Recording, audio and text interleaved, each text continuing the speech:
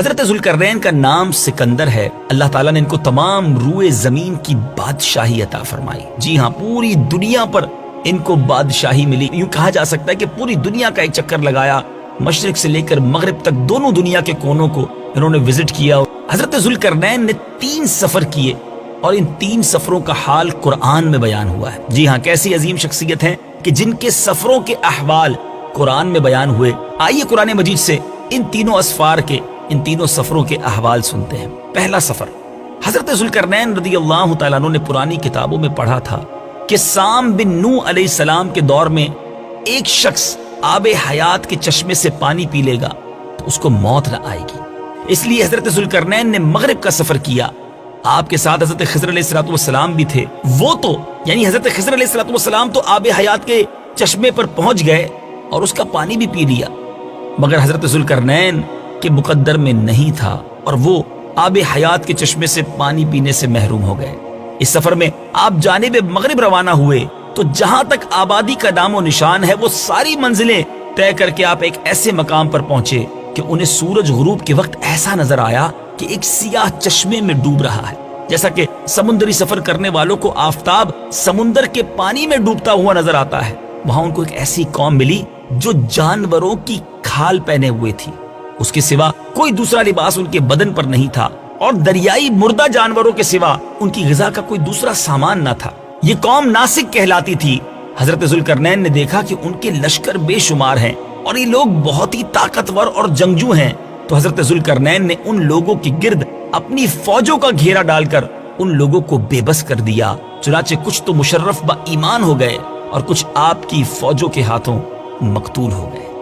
دوسرا سفر، پھر آپ نے مشرق کا سفر اختیار کیا. ویسٹ کے بعد آپ نے ایسٹ کا، مغرب کے بعد آپ نے مشرق کا رخ اختیار کیا، یہاں تک کہ جب سورج طلوع ہونے کی جگہ پہنچے تو یہ دیکھا کہ وہاں ایک ایسی قوم ہے جن کے پاس کوئی عمارت اور مکانات نہیں ہے. ان لوگوں کا یہ حال ہے کہ سورج طلوع ہونے کے وقت یہ لوگ زمین کے غاروں میں چھپ جاتے اور سورج ڈھل جانے کے بعد غاروں سے نکل کر اپنی روزی کی تلاش میں نکل پڑتے. یہ لوگ قوم منسک کہلاتے تھے. حضرت ذوالقرنین نے ان لوگوں کے مقابلے میں بھی لشکر آرائی کی اور جو لوگ ایمان لائے ان کے ساتھ بہترین سلوک کیا اور جو اپنے کفر پر اڑے رہے انہیں تباہ و برباد کر دیا. اب باری ہے تیسرے سفر کی. پھر آپ نے شمال کی طرف سفر کیا، یہاں تک کہ 2 پہاڑوں کے درمیان میں پہنچے تو وہاں کی آبادی کی عجیب و غریب زبان تھی. جن لوگوں کے ساتھ اشاروں سے بمشکل بات کی جا سکتی تھی ان لوگوں نے حضرت ذوالقرنین سے یاجوج ماجوج کے مظالم کی شکایت کی اور آپ کی مدد کے طالب ہوئے. یہ یافس بن نوح علیہ السلام کی اولاد میں سے ایک فسادی گروہ ہے اور ان لوگوں کی تعداد بہت ہی زیادہ ہے. یہ لوگ بلا کے جنگجو، خوخار، بالکل ہی وحشی اور جنگلی ہیں جو بالکل جانوروں کی طرح رہتے ہیں. موسم ربیع میں یعنی بہار کے موسم میں یہ لوگ اپنے غاروں سے نکل کر تمام کھیتیاں اور سبزیاں کھا جاتے تھے اور خشک چیزوں کو لاد کر لے جاتے تھے. آدمیوں اور جنگلی جانوروں یہاں تک کہ سانپوں، بچھوؤں، گرگٹ اور چھوٹے بڑے جانور کھا جاتے تھے. حضرت ذوالقرنین سے وہاں کے لوگوں نے فریاد کی کہ آپ ہمیں یاجوج ماجوج کے شر اور ان کی ایذا رسانیوں سے، ان کی ان تکلیفوں سے ہمیں نجات دلائیے. اور اس کام کے عوض انہوں نے کچھ مال کی بھی پیشکش کی. تو حضرت ذوالقرنین رضی اللہ تعالیٰ عنہ نے فرمایا کہ مجھے تمہارے مال کی ضرورت نہیں ہے، اللہ تعالیٰ نے مجھے بہت کچھ دے رکھا ہے. اب ایسا کرو کہ تم لوگ جسمانی محنت سے میری مدد کرو. چنانچہ آپ نے دونوں پہاڑوں کے درمیان بنیاد کھدوائی. جب پانی نکل آیا تو اس پر پگھلائے ہوئے تانبے کے گارے سے پتھر جمائے گئے اور لوہے کے تختے نیچے اوپر چن کر ان کے درمیان میں لکڑی اور کوئلہ بھروا دیا اور اس میں آگ لگوا دی. اس طرح یہ دیوار پہاڑ کی بلندی تک اونچی کر دی گئی اور دونوں پہاڑوں کے درمیان کوئی ایسی جگہ نہ چھوڑی گئی. پھر پگھلایا ہوا تانبا دیوار میں پلا دیا گیا جو سب مل کر بہت ہی مضبوط، کانکریٹ جس کو کہتے ہیں نا، بہت ہی مضبوط اور مستحکم دیوار بن گئی. آپ کو معلوم ہے کہ وہ دیوار آج بھی قائم ہے. یاجوج ماجوج جس قوم کا ہم تذکرہ سن رہے ہیں وہ خطرناک قوم آج بھی موجود ہے. جی ہاں، ہزاروں سال اس واقعے کو گزر چکے ہیں. یہ دیوار بھی موجود ہے اور یاجوج و ماجوج بھی موجود ہیں. یہ دیوار کب ٹوٹے گی ذرا سنیے. حدیث پاک میں آتا ہے کہ یاجوج و ماجوج روزانہ اس دیوار کو توڑتے ہیں اور دن بھر جب محنت کرتے کرتے اس کو توڑنے کے قریب ہو جاتے ہیں تو ان میں سے کوئی کہتا ہے اب چلو باقی کل کو توڑیں گے. دوسرے دن جب وہ لوگ آتے ہیں تو خدا کے حکم سے وہ دیوار پہلے سے بھی زیادہ مضبوط ہو جاتی ہے۔ اب اس دیوار کے ٹوٹنے کا جب وقت آئے گا، قیامت سے پہلے جب وہ وقت آئے گا، تو ان میں سے کوئی کہے گا اب چلو انشاءاللہ کل اس دیوار کو توڑ ڈالیں گے۔ ان لوگوں کے انشاءاللہ کہنے کی برکت سے اور اس کلمے کا یہ ثمرہ ہوگا کہ دوسرے دن دیوار ٹوٹ جائے گی۔